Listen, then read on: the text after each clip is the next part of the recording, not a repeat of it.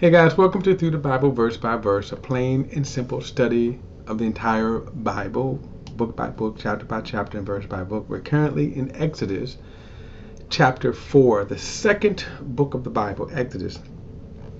God hath appeared to Moses and is sending him back. Now this exchange is going to be very interesting. I want you to keep in mind, 40 years have passed since Moses was run out of Egypt. He fled because he had killed an Egyptian. And of course, Pharaoh didn't like that. Let alone the fact that we could imagine that Pharaoh thought, out of anyone who would kill an Egyptian, why would Moses, since you were spared, right, execution. Secondly, you were brought unto the very household of Pharaoh himself. Now, what's going to be interesting is that keep this in mind, that Moses was raised in royalty and he was skilled in language. He was skilled in the wisdom of the Egyptian. So, basically, he's going to be like, well, God, send anybody except me. Okay? And one of the things you will find is that when God has decreed something, there's just no changing back from that.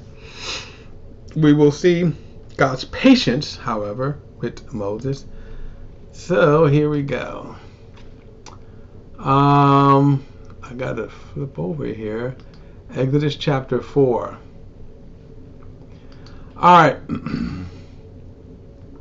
This is verse 1. Same conversation. Then Moses answered, what if they don't believe me and will not obey me, but say the Lord did not appear to you? And that's a very interesting question, too. For any person who claims, and now I want you to see this, anyone who claims that they are speaking for God, and many people do. If this question is asked, what do you say? Well, Moses asked the right person, God, since God appeared to him. And as I said, this is a pattern. This is a MO. This is a standard operating. If you say you are a spokesman for God, this should have happened. God revealing his word to you. Notice that God is first revealing himself to Moses. Then he's going to validate Moses. We get to that later. But notice what he says right here. What if they won't believe me and will not obey me, but say the Lord did not appear to you? The Lord asked him, what is that in your hand? A staff, he replied. Then he said, throw it on the ground. He threw it on the ground, and it became a snake. Moses ran from it. But the Lord told him, stretch out your hand and grab it by the tail. So he stretched out his hand and caught it, and it became a staff in his hand. Now again, snake handlers aside, and there are a lot of snake handlers. There are some snake handlers. They still exist. Some around Kentucky and Indiana, where a lot of they of a Pentecostal persuasion, but these people are so foolish and demented that they handle snakes as a part of their service. They handle, and it's really based upon Mark Gospel chapter 16. Well, here's really the only time God has ever told someone to handle a snake. And so these fools, these idiots who constantly have these services, and I am calling them fools and idiots because many of them have died, many of them have suffered from poisonous snake bites because they're handling poisonous snakes that God did not tell them. But I do digress. Verse 4, but the Lord told him, stretch out your hand and grab it by the tail. So he stretched out his hand and caught it, and it became in his staff again. He says, this will take place, he continues, so you will believe that Yahweh, the God of their fathers, the God of Abraham, the God of Isaac, and the God of Jacob has appeared to you. So we're just so you know, we got the right God, okay? In addition, verse 6, the Lord said to him, put your hand inside your cloak. So he put his hand inside his cloak, and when he took it out, his hand was diseased, white as snow. Now we know it is leprosy. Verse 7, then he said, put your hand back inside your cloak. He put his hand back inside his cloak, and when he took it out, it had become like the rest of his skin.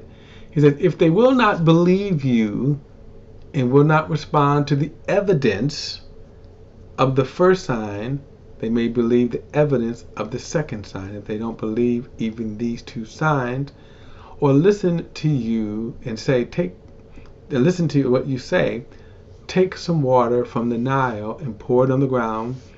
The water you take from the Nile will become blood on the ground. Kind of a foreshadowing. This would be one of the plagues.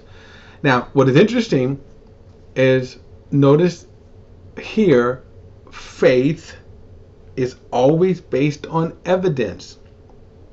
Now, the reason why I say that is because there is this kind of, even within Christian circles, that when we say faith, that faith is something I generate, and then I just hope that what I generate, it will come true. And that is not biblical faith. This is another standard here. Moses, God is giving Moses the evidence of his faith, and why he can then say, I trust God even to death. But notice the evidence. In other words, Moses is not just going to show up to the Israelites and say, I'm the deliverer. Now, he did that 40 years prior. Didn't work out so well. But notice he's just not going to say, we just don't take someone's word for it. So if someone was to say right now, today, have faith in my words, or I'm a man of God, and they don't show evidence, don't believe them. We're never ever and most of what you see, not even most, all of these so-called prophets and people who claim to be prophets do not provide a shred of evidence for you to believe. In other words, so why would you say they are a prophet? If they are a true prophet, notice this, what we're seeing here. God first revealing his word to them. And then notice, then God is saying, here is the evidence that you're going to give to be able to provide people to follow you. So if someone is not providing this, no, they're not a true prophet of God. And I could just spend a whole rest of this, I wouldn't have time to figure out how many of these false prophets you see on television today. All right, so verse 10, but Moses replied to the Lord, please, Lord, I have never been eloquent, either in the past or recently, or since you have been speaking to your servant, because I am slow and hesitant to speech. Now, this is just simply not true. We know later that he was a very eloquent person. Remember, he was trained in the royalty and all of the knowledge and all of the education of Egypt. He was. Now, on the other hand, I'm not necessarily, being hard on him, because 40 years, life's changed for him, especially since he thought maybe 40 years prior that he would deliver, and then, it didn't work out. Verse 11, Yahweh said to him, who made the human mouth? What makes him mute or deaf, seeing or blind? Is it not I, Yahweh? Now go, and I will help you speak, and I will teach you what to say. Moses said, please, Lord, send someone else. Then the Lord's anger, now get this, then the Lord's anger burned against Moses, and he said, isn't Aaron the Levite your brother? I know that he can speak well, and also he is on his way now to meet you. He will rejoice when he sees you. You will speak with him and tell him what to say. I will help you. I will help both of you and him to speak, and will teach you both what to do. He will speak to the people for you. He will be your spokesman, and you will serve, and you will serve, and you will serve as God to him, and take the staff in your hand, that you will perform the signs with it. Now, what's kind of amazing about this is that God sort of gives in to Moses by saying, "I'm going to send Aaron here, and he's going to be like a prophet to you. You're going to be like God, and you're going to be a prophet." God kind of gives in to Moses. That's kind of interesting here. Now, he doesn't give in that you still have to go, though, Moses. You still have to go. Verse 18. Then Moses went back to his father-in-law Jethro and said to him, "Please let me return to my relatives in Egypt and see if they are still alive." Jethro said to Moses, "Go in peace." Now we're going to see Moses later on. We're going to see that Jethro is a very wise man, and we're going to see how that this will come into play later on. He's going to give Moses some great wisdom. Verse 19. Now, in Midian, the Lord told Moses, "Return to Egypt, for all the men who wanted to kill you are dead," meaning the pharaohs. Now, remember, it's been 40 years. He said, so Moses took his wife and sons and put them on donkeys and returned to the land of Egypt. And Moses took God's staff in his hands. Kind of interesting, because now it is referred to as God's staff when it was his shepherd's staff. Now you will note, I want you to notice something. Moses took his wife and sons. Now his sons could have been somewhere around the neighborhood in their 30s, late 30s. In other words, they're not little, at least at this point. Now I'm going to also say this too, because of how they tell stories. It's not definite what their ages are. Verse 21. The Lord instructed Moses, "When you go back to Egypt, make sure you do all the wonders before Pharaoh that I have put within your power. But I will harden his heart so that he won't let the people go. Then you will say to Pharaoh, 'This is what Yahweh says. Israel is my firstborn son. I told you, let my son go so that he may worship me. But you refuse to let him go. Now I will kill your firstborn son.'" So you see this, that God is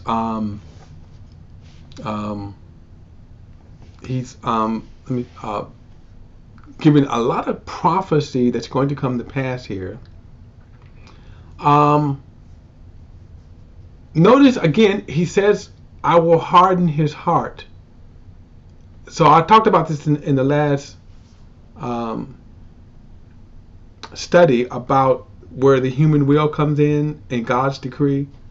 In other words, here it is definitely God is going to harden Pharaoh, to use Pharaoh to show his power. The other hand is that Pharaoh is evil. Okay? Pharaoh is evil. And so therefore God is using him. Now, I think what is clear, and let's be clear, God is not making Pharaoh evil. Keep that in mind. All right, verse 24. On the trip, at an overnight campsite, it happened that the Lord confronted him and sought to put him to death. Now you may go, well, why? Right? So Zipporah took a flint, cut off her son's foreskin, and threw it at Moses' feet. Then she said, "You are a bridegroom of blood to me." So he let him alone. And at that time she said, "You are a bridegroom of blood," referring to circumcision. Now this is kind of wild here. Okay. From this point on, we're not going to see Zipporah any longer. From this point on, we're not going to see Zipporah. This is the last we hear from her. A few months from this point, from their departure, we're going to hear their father-in-law is going to bring them on. But it is interesting that from this point on, it doesn't seem like Zipporah is down with the whole Moses movement here. Now, and frankly, I don't know if we're sure that even Moses was circumcised. In other words, circumcision, it's, circumcision as a law wasn't instituted, but remember, it was a sign of the covenant of all the males of Israel. So we just, again, it is not mentioned Moses himself circumcision, but his sons.